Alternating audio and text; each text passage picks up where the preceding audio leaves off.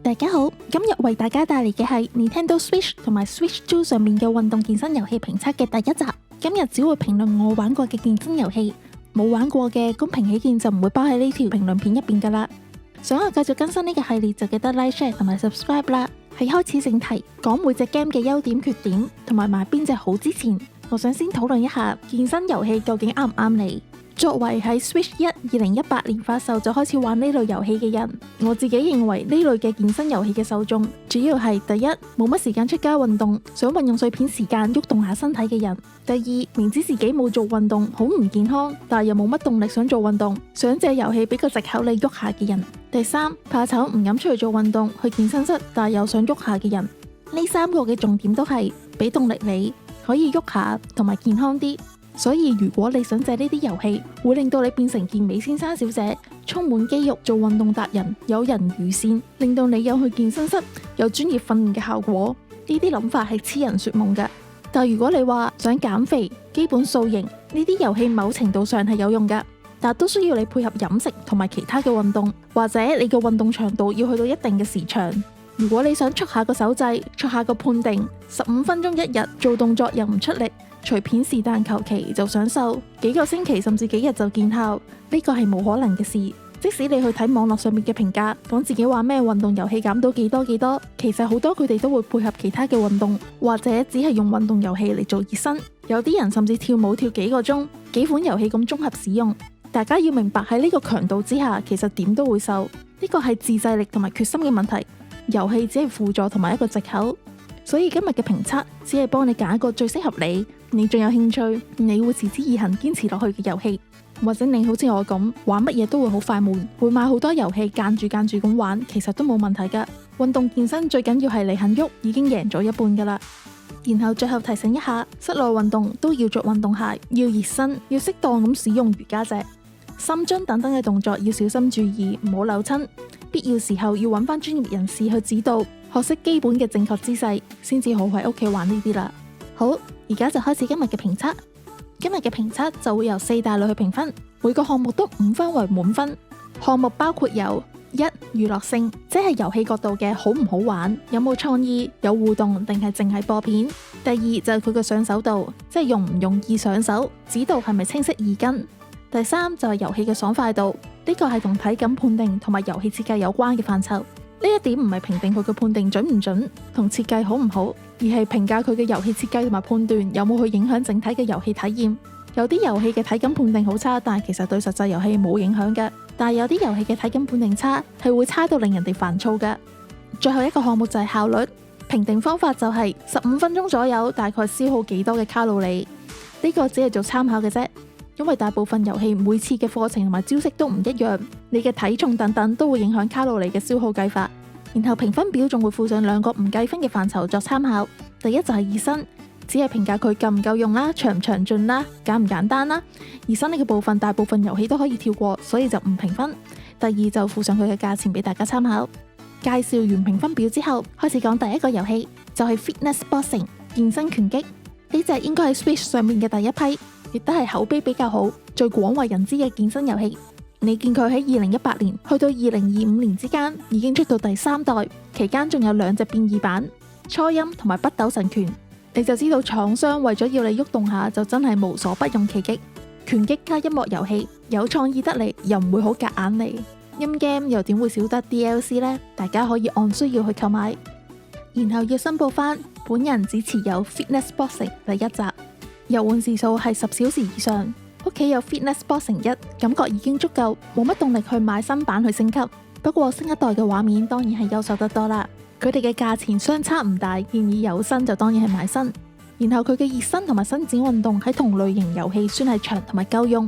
娛樂性整體4.5分，基礎分數4分，互動性幾好。教練語音似街住你去陪你訓練。音 game 拳擊有創意，0.5分係交俾初音同埋北斗神拳。基本上無論幾攰，因為有歌曲同埋會集中睇招式，練幾組好快就過咗45分鐘。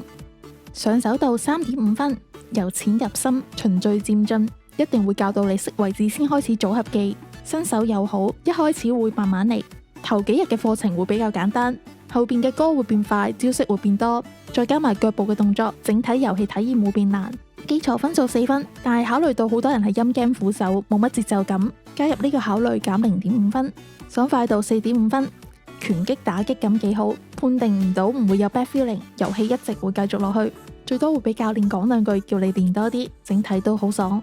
效率4分，始終係帶氧運動，15分鐘大概消耗90去到100幾嘅卡路里，視乎你揀嘅課程。中間冇乜廢話，由頭打到尾冇多餘嘢，其實幾好。價格以最新版 Fitness Boxing 3去計，定價359港幣，算係普通嘅正常定價。綜合評語 Fitness Boxing 係一隻好好嘅拳擊啟蒙，指導良好，出啲力去跟住做，注意正確同埋發力姿勢，45分鐘好快過。對拳擊有興趣，唔中意廢話嘅話，呢隻遊戲幾好又有效率，可以出到一身汗嘅健身遊戲。第二隻遊戲係唔加健身趣，4分鐘鍛煉全身，屬於 HIIT 類，即係高強度間歇性訓練，透過肌力訓練同埋有氧運動嘅混合訓練，幫你去燃燒脂肪。遊戲喺2023年發售，不過2023年嚟講，咁嘅畫質，咁樣嘅僵硬鍵帽，又真係一嘢就俾咗落去。我喺呢個遊戲嘅整體遊玩時間係30小時以上。呢個遊戲嘅伸展同埋熱身嘅時間比較短，建議自己另外再做。娛樂性就冇乜，俾盡2.5分，同 YouTube 播片冇乜分別。不過佢就勝在有個 playlist 俾你揀，同埋冇廣告咁解。有氧方面係大雜燴，拳擊、爵士舞、啦啦隊舞應有盡有。佢仲有一個叫做余澤毅嘅扎扎演唱會花熒光棒舞，憑呢點就加佢0.5分。上手度2分，冇乜指導就直接開始啦。特別喺有氧運動方面，佢係舞蹈健身操，對於一啲冇跳舞底、手腳唔協調嘅人嚟講，一嘢就開始跳應該會有一定嘅難度。爽快度4.5分，係一隻好爽嘅遊戲。因為講到係 YouTube 嘅播片形式，佢本身就冇乜互動，所以個教練都唔會鬧你。體感判定幾唔準都好，都唔會影響你嘅心情。加上隻 game 嘅判定其實幾鬆手，保證你會開心同埋爽。效率4.5分，HIIT 始終都係高效夠攰嘅運動模式。遊戲流程少廢話，又冇乜冇用嘅動畫，15分鐘消耗到100幾去到100中段左右嘅卡路里。遊戲定價312蚊港紙，中規中矩。綜合評語唔在乎畫質，唔需要佢好玩，只講求效率，唔加健身趣，係可以俾你練到全身嘅高效運動遊戲。第三隻遊戲健身巡遊，由肌力同埋有氧鍛煉組合而成嘅綜合遊戲。呢個遊戲嘅有氧訓練唔係指健身操同埋跳舞等等嘅有氧運動，而係指交叉手踭足膝呢一類嘅動作歸類喺有氧訓練。同樣係2023年發行嘅遊戲，但係同唔加健身趣就行完全相反嘅路線。聲優超級豪華，畫面好靚，可以幫教練換靚衫，但係相對地佢個 loading 就比較長啦。呢個遊戲我玩咗10小時以上，佢嘅伸展同埋熱身運動可以形容為超詳盡，全身都會拉到。呢個係喺咁多隻運動遊戲入邊最複雜嘅拉伸同埋熱身運動。佢嘅娛樂性3分。呢個遊戲用咗未來主題，你嘅深蹲等等嘅動作畫面都會出特務咁嘅動畫，例如係凌空踩板咁跳躍、徒手爬大廈外牆等等。但係除咗畫面靚之外，就冇乜其他嘅特別啦。上手都4分。呢個遊戲最變態嘅就係佢個 3D 模型，你係可以360度咁轉佢嚟睇動作，睇到你知點做為止。呢個遊戲嘅玩法係佢有幾組嘅動作，你要輪住咁做幾輪，每一個動作一開始都會有 warm up 同埋短嘅指導，基本上好容易上手。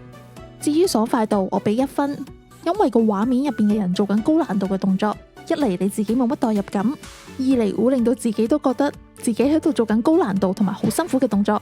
最慘嘅係佢嘅體感判定唔係咁好，你做唔到個角色就唔會喐，大大隻字咁寫住你 fail， 真係會玩到燥。畫面靚帶嚟嘅 loading 多又耐，明明係重複咁做幾組嘅動作，畫面由天光做到天黑，但係每一輪都會有一樣嘅動作指導，有啲多餘。而且如果你係拳擊遊戲嘅話，分左右係正常，但係健身巡遊係少見嘅，做肌力動作都要你分左右判定，唔係就會 fail 你。然後最後一樣嘢就係呢個遊戲同音樂節拍係冇關係噶，但係佢又有一個類似於節奏跳咁嘅嘢，要跟足，唔係嘅話佢又會 fail 你。人人手腳有長短，條嘢又唔跟音樂節拍，完全唔 make sense， 所以呢隻係一隻唔爽嘅遊戲。效率2分，會出汗，但係15分鐘消耗唔到100卡，動畫多繁複又重複。遊戲定價係328蚊港幣，中規中矩。綜合評價靚，冇其他嘢。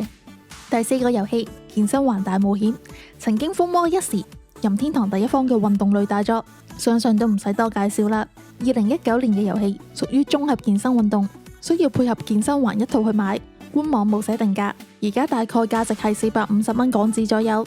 呢隻遊戲冇 WinCon 就玩唔到，連遊戲都開唔到。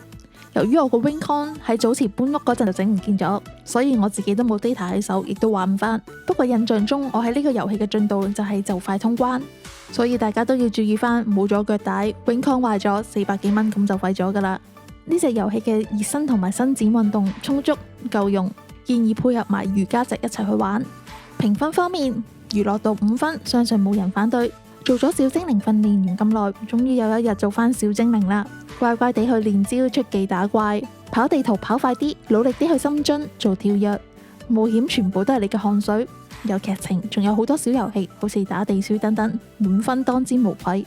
上手到4分，揀完招式之後有動作簡介，夠用。招式係做完一個先會去到另一個，冇組合技，簡單直接易上手。爽快度4分。由於有腳帶，所以佢嘅體感判定會比較準少少，但係有時候做招式都會唔小心揩到個手掣，但係都仲喺可以接受範圍之內，整體都舒服嘅。效率2分，由於入唔返隻遊戲，所以我攞唔到實際嘅 data 出嚟，但係由網絡數據可以得出，整體15分鐘係消耗唔到100卡路里㗎。加上你成日要停低去揀招式，整下果汁啊、道具啊、買下嘢，你個心率其實好難上到去。綜合嘅評語，如果你想玩遊戲，想要有動力，要開心，分散注意力，減少對運動嘅抗拒，呢隻 game 係你不二之選。但如果你想用碎片時間去爆汗做運動，講效率，呢隻 game 就會比較嘥時間啦。另外佢個 WinCon 收納啊壞咗啊都係一個問題，請自行考慮返啦。最後一隻要介紹但係又唔列入評分嘅遊戲，就係 Nintendo Switch 運動 Wii Sport 嘅續作。嚴格嚟講，呢隻遊戲同健身冇乜關係，純粹係運動主題嘅遊戲。由於佢始終都係用體感玩，以羽毛球同埋網球模式為例，你揮拍揮1個鐘，咁當然會消耗卡路里啦。但如果你用高爾夫球、保齡球去計，佢又未必咁有效果。本人玩呢隻遊戲嘅時數係25小時以上。呢隻遊戲可以同全球嘅人對戰，玩遊戲、儲印花、抽獎，好上癮，充滿鼓勵性嘅遊戲，可以令到你喐下。但係同健身塑形啊、出汗呢就冇乜太大嘅特別關係啦。但係體感遊戲當然打得耐手都會攰啦。任天堂都有俾提示你唔好過量去遊玩呢隻遊戲，玩1個鐘就差唔多夠鐘休息下啦。售價219港幣，抵玩之選。以上就係今日嘅內容啦。覺得有用嘅記得 like、share 同埋 subscribe， 留言講下你對上述嘅遊戲或者喺呢條片冇提過嘅健身遊戲嘅睇法。對跳舞有興趣嘅朋友記得 follow 呢個 channel。下一次我哋會更新舞蹈健身類嘅遊戲評測，我哋下次見啦，拜拜。